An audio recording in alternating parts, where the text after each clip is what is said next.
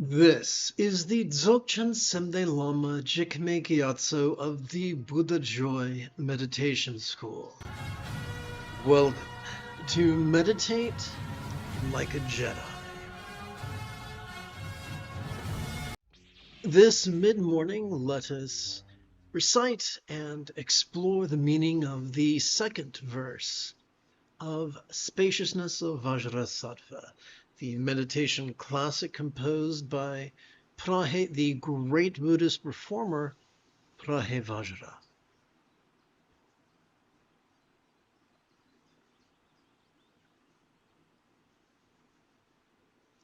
Love being our essence, attainment is already complete, and there is no need to strive at practicing great compassion.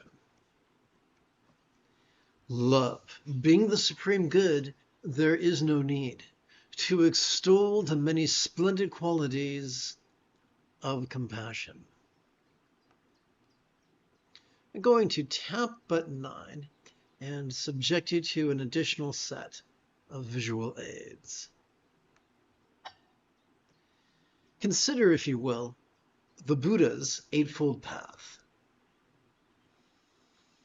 What if enlightenment was nothing more than simply mastering the Eightfold Path, getting so good at its tools that we practice them spontaneously, habitually, easily, and effectively? One of the greatest ironies is that simply by playing with authentic mindfulness and authentic meditation at about once every 12 hours or so, we could master not only the 7th and 8th folds, but the remaining 6 folds of the path in as little as 7 days. 50% of the Buddha's Eightfold Path pertains to loving kindness. Loving kindness that guides our intentions, our communication, our conduct, and even our commerce.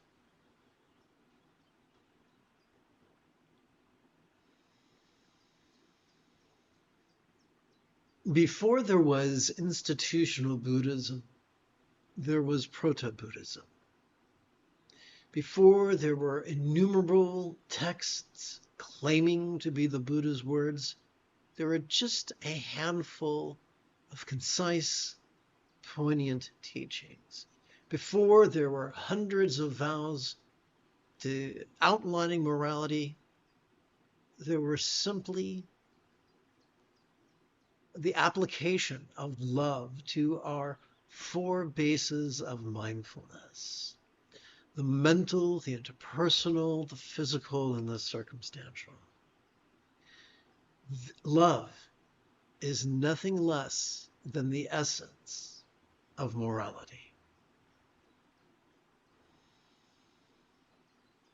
As years became decades and decades, centuries and centuries, millennia, and humanity became more and more ensnared in institutional Buddhism,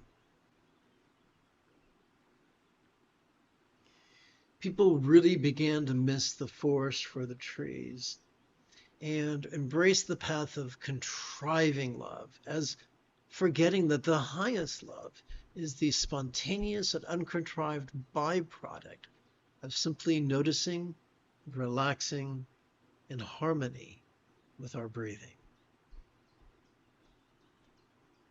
Upon this foolish path of the contrivance of the analog of love,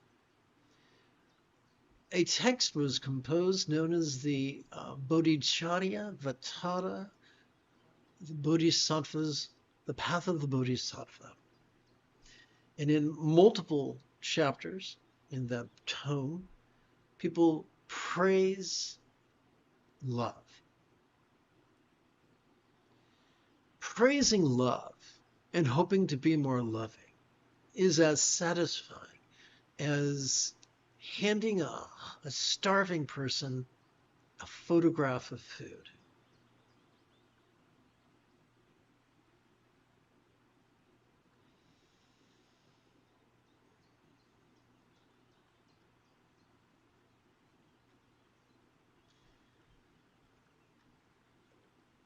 Sturgeon's law reminds us that 90% of everything sucks. That 90% of people, including 90% of meditation teachers, are so enthralled with being rigid, fearful, superstitious, controlling, elitist, cryptic, competitive, and cruel, that they will implore their students to actively focus and actively analyze. Doing so will so exhaust our dorsolateral as well as medial prefrontal cortex that we will begin presenting with symptoms of depression, no less triggering our amygdala, the seat of both anxiety and aggression. So when I first started on the path, the only teachers I could find were the ones who told me to actively focus and actively analyze. I noticed that made me cranky and anxious. I looked at my companions. They were cranky and anxious. I looked at my teachers. They were cranky and anxious. And I was not the first person to notice this. For throughout the centuries, people were saying, you know, guys, I think we need to really focus on compassion, because they noticed they were getting cranky. And so with the purest of intentions, they said, hey, you know, if focusing on breath and analyzing breath makes me cranky, then surely focusing on love and analyzing love will make me loving. No, it doesn't. Even if you focus on love and analyze love, you'll still trigger the amygdala, the seat of both anxiety and aggression. But I've got some good news. The good news I always share with you, and it's this, that neither the amygdala nor the prefrontal cortex constitute the entirety of our central nervous system.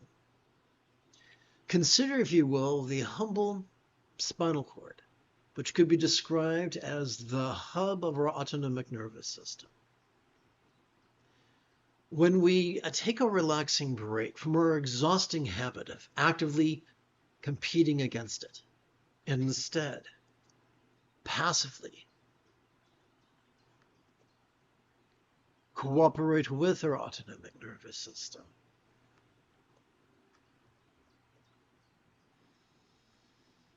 the anxiety and aggression of our amygdala is calmed, and the empathy of our anterior cingulate gyrus is gently and sanely stimulated. So the great irony is this: empathy does not need to be forced. It's our birthright. The mechanism that generates it is already latent within our brain. All we need to do is cooperate with our central nervous system in the most sustainable way. Let's explore how to do that. We'll begin with mindfulness. Every time we inhale, every time we feel our chest swell with breath,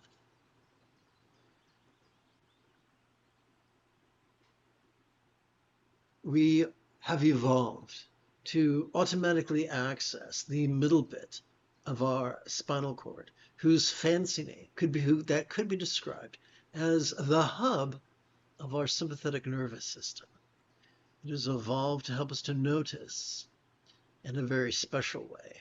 It has evolved to help us to vulnerably, passively, viscerally, randomly, and fleetingly notice all mind's antics, all the perceptions, sights, sounds, sensations, flavors, scents, and the like.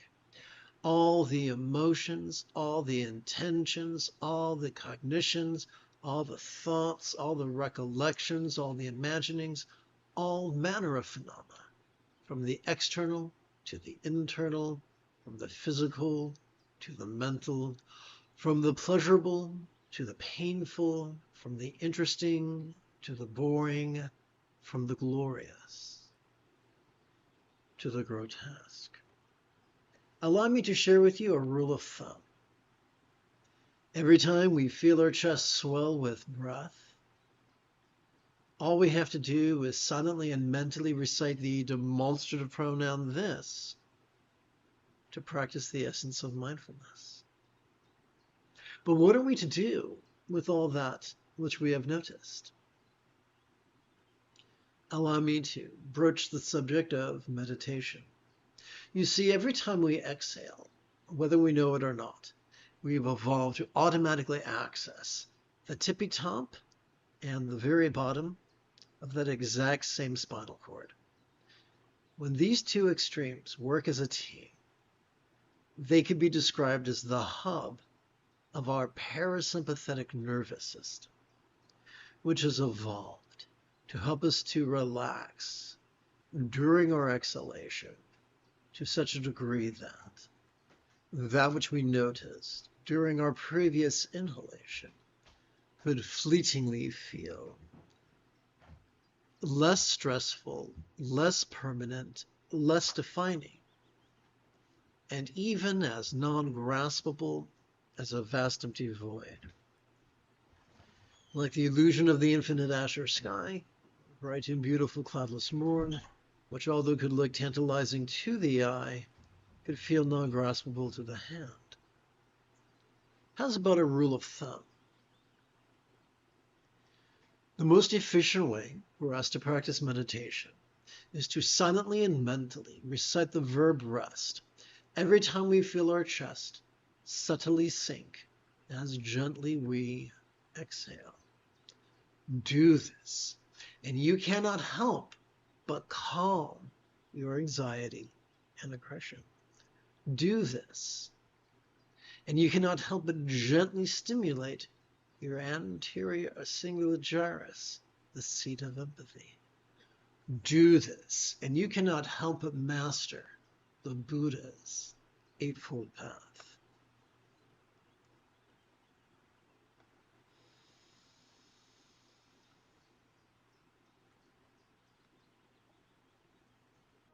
You have taken your first step into a much larger world. If you feel that I have earned it, you could give this live stream a thumbs up. You could even help support this channel. For Meditate Like a Jedi is made possible thanks to the generosity of viewers just like you. For the remainder of this mid-morning live stream,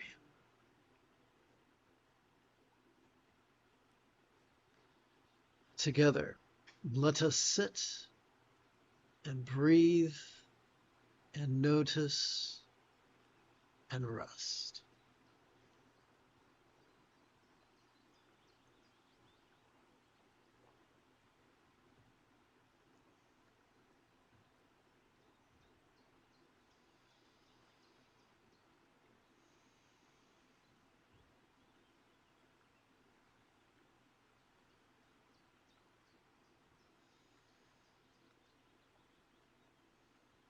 The most efficient way to gently invite our subtle energies to coalesce in our chest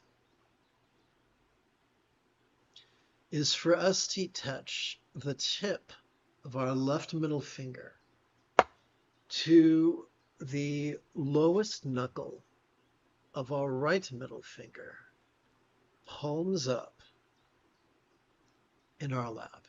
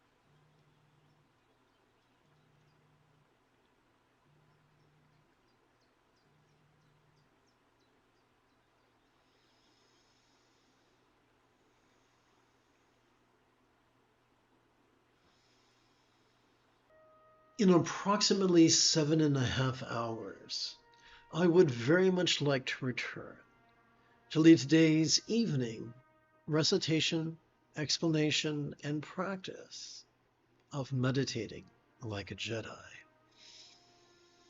And if you are as geeky as me, may the Force be with you always.